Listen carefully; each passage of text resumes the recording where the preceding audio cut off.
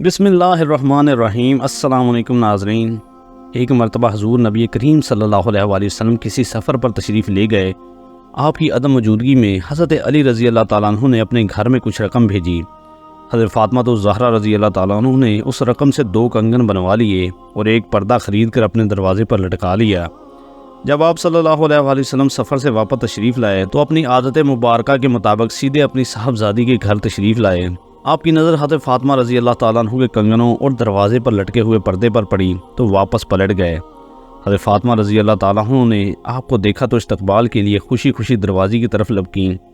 آپ صلی اللہ علیہ وآلہ وسلم کو واپس جاتے دیکھ کر آپ رونے لگیں اور سب سمجھ گئیں کہ آپ کو ان چیزوں سے نہایت ناگواری گزری ہے۔ پہلے تو آپ نے کبھی ایسا نہیں کیا تھا۔ آپ رضی اللہ تعالیٰ عنہ نے فوراً پردہ اتار دیا، دونوں کنگن بھی نکال لیے۔ پھر آپ نے حضرت حسن اور حضرت حسین رضی اللہ تعالیٰ عنہ کو بلوایا، ایک کو کنگن تھمائے، دوسرے کو پردہ، اور ان سے فرمایا یہ دونوں چیزیں اپنے نانا جان کے پاس لے جاؤ اور ان سے کہنا کہ آپ کی عدم موجودگی میں ہم نے ان دونوں چیزوں کے علاوہ اور کچھ نہیں بنایا، یہ آپ کی خدمت میں حاضر ہیں، آپ ان کا جو جی چاہے کیجیے۔ دونوں صاحبزادے ان دونوں چیزوں کو لے کر آپ صلی اللہ علیہ وآلہ وسلم کی خدمت میں پہنچے۔ والدہ محترم کا پیغام آپ صلی اللہ علیہ وآلہ وسلم کو دیا۔ آپ نے دونوں کے منہ پر بوسہ دیا، شفقت سے اپنے زانوئے مبارک پر بٹھایا اور خوشی کا اظہار فرمایا۔ پھر حکم فرمایا چاندی کے یہ دونوں کنگن توڑ دیے جائیں۔ کنگن توڑ دیے گئے تو آپ نے ان کے ٹکڑے اہل صوفہ میں تقسیم کر دیے۔ صوفہ اس چبوترے کو کہتے ہیں جو مسجد نبوی کے باہر دروازے کے ساتھ بنایا گیا تھا۔ اس پر نادار صحابہ کرام بیٹھے کرتے تھے۔ پھر آپ صلی اللہ علیہ وآلہ وسلم نے صحابہ صوفہ میں سے ایک صحابی کو بلایا، اس کے پاس کپڑا نہیں تھا، اس دروازے کے پردے میں سے ایک ٹکڑا پھاڑ کر اسے دے دیا۔ اسی طرح ہر ایک کو تھوڑا تھوڑا اس پردے میں سے عنایت فرمایا اور اس سے فارغ ہو کر آپ صلی اللہ علیہ وآلہ وسلم نے فرمایا اللہ میری بیٹی فاطمہ رضی اللہ تعالیٰ عنہ پر رحمت بھیجے اور انہیں جنت کے خوبصورت لباس عطا کرے جو انہوں نے کی اور ان کے پردے کے بدلے میں جس سے مسلمانوں کی ستر پوشی ہوئی، اور اللہ انہیں ان کنگنوں کے بدلے جنت کا زیور پہنائے جو انہوں نے غریبوں میں تقسیم کیے۔ ایک شخص حضور نبی کریم صلی اللہ علیہ وآلہ وسلم کی خدمت میں پینے کی کوئی چیز لایا۔ اس وقت آپ کے دائیں طرف ایک چھوٹی عمر کے لڑکے بیٹھے تھے جبکہ بائیں طرف عمر رسیدہ حضرات بیٹھے تھے۔ آپ پہلے دائیں والوں کی طرف کو چیز دیا کرتے تھے۔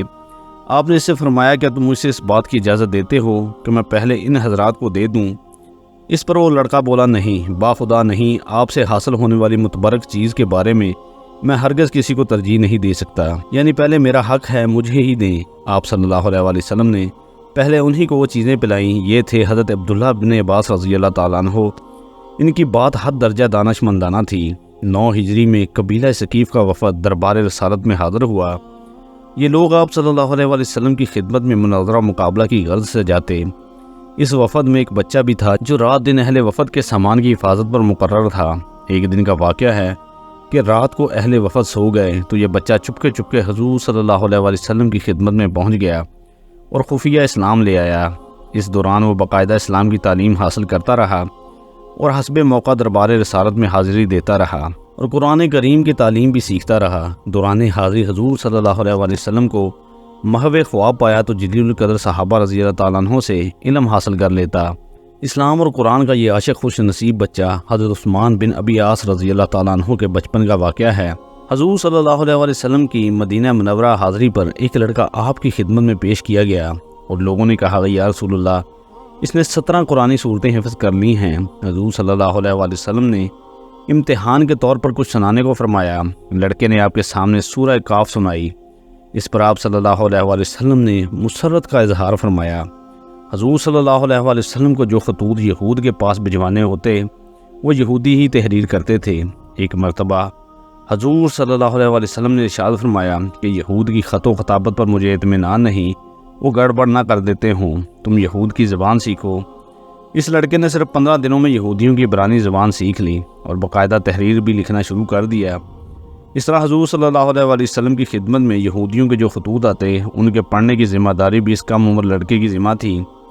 بعض روایات میں عبرانی کی جگہ سریانی زبان سیکھنے کا بھی آیا ہے۔ یہ لڑکا صحابہ میں حضرت زید بن ثابت رضی اللہ تعالیٰ عنہ کے نام سے مشہور تھے۔ آپ اپنے زمانے کے جلیل القدر صحابہ میں شمار ہوتے ہیں اور بڑے مفتی سمجھے جاتے ہیں۔ خاص طور پر علم کے میراث کے ماہر تھے۔ ہجرت نبی کے وقت ان کی عمر صرف 11 برس تھی۔ ایک مرتبہ حضور نبی کریم صلی اللہ علیہ وسلم سے کسی نے پوچھا یا رسول اللہ آپ اپنے بچپن کے بارے میں کچھ بتائیں۔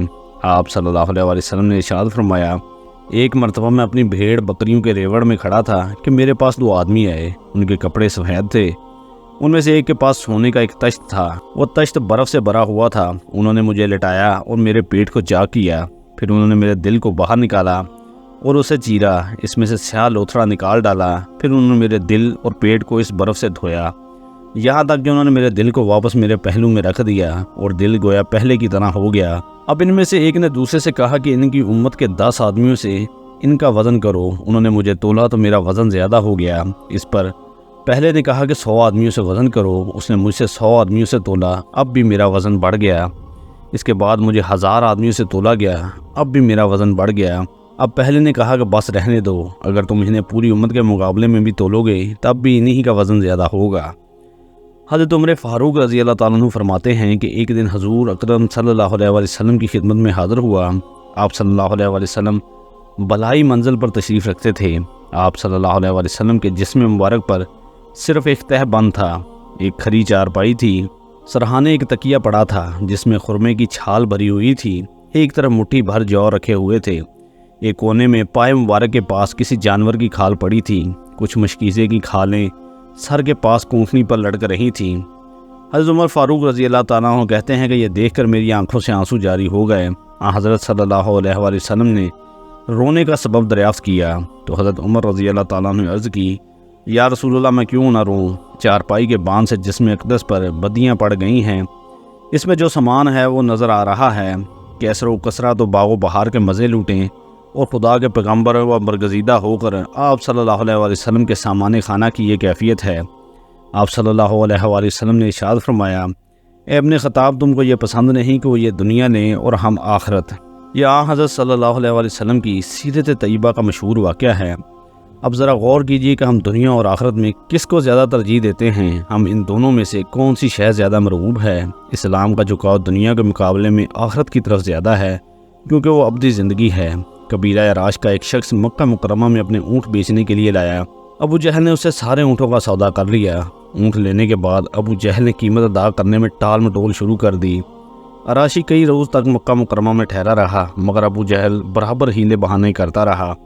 جب راشی تنگ آ گیا تو اس نے ایک روز حرم کعبہ میں پہنچ کر قریش کے سرداروں کو اپنی بپتا سنائی اور فرمایا کہ میری رقم ابو جہل سے دلوا دو، میں غریب الوطن مسافر ہوں، خدا را میری مدد کرو۔ جس وقت یہ وہ قریش کے سرداروں سے فریاد کر رہا تھا رسول صلی اللہ علیہ وآلہ وسلم بھی حرم کعبہ کے گوشے میں تشریف فرما تھے۔ سرداران قریش کو مذاق سوجا تو انہوں نے اس کو حضرت صلی اللہ علیہ وآلہ وسلم سے اس معاملے میں مدد طلب کرنے کو کہا۔ مظلوم راشی اپنی فریاد لے کر رسول صلی اللہ علیہ وآلہ وسلم کے پاس گیا۔ دوسری طرف سرداران قریش خوش ہو رہے تھے کہ اب مزہ آئے گا۔ حضرت صلی اللہ علیہ وآلہ وسلم اس اجنبی مظلوم کی فریاد سن کر اسی وقت اٹھ کھڑے ہوئے اور ابو جہل کے مکان پر پہنچ گئے۔ آپ صلی اللہ علیہ وآلہ وسلم نے روبدار آواز میں کہا کہ تم نے اس اراشی سے اونٹ خریدے ہیں، فوراً اونٹوں کی رقم لا کر اس شخص کو دے دو۔ یہ ایک سچے کردار کی عظمت اور روب کا نتیجہ تھا کہ ابو جہل نے مطلوبہ رقم اراشی کے سپرد کر دی۔ اس واقعے سے ہمیں یہ سبق ملتا ہے کہ ہمیں مظلوم کی حمایت کرنی چاہیے، چاہے وہ مظلوم کسی قوم کا ہی کیوں نہ ہو۔ اللہ تعالی ہمیں اسوہ حسنہ پر عمل کرنے کی توفیق عطا فرمائے، آمین۔